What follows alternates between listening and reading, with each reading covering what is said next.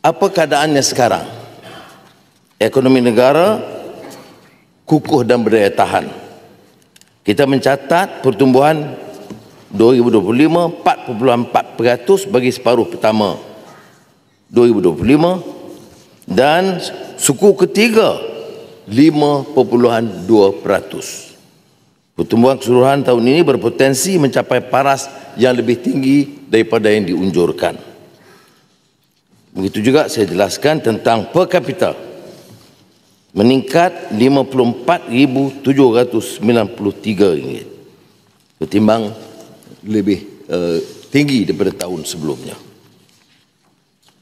Ini angka dan data yang tidak boleh dimungkiri. Isu yang berlegar tentang defisit fiskal.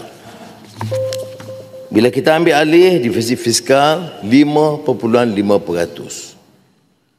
2023 turun 5%. 2024 turun lagi. Defisit fiskal ni Tan Sri Ketua dari segi dasar dan strategi keuangan dan fiskal sangat serius. Kalau dia terus membengkak, dia membebankan ekonomi dan tidak akan menarik pelaburan kerana tidak akan ada keyakinan, kerana tidak ada disiplin dan tekad daripada pimpinan untuk mengurus keuangan. Sebab itu diturun. 2025 kita menjangka akan mendapat menurunkan defisit kepada 3.8%.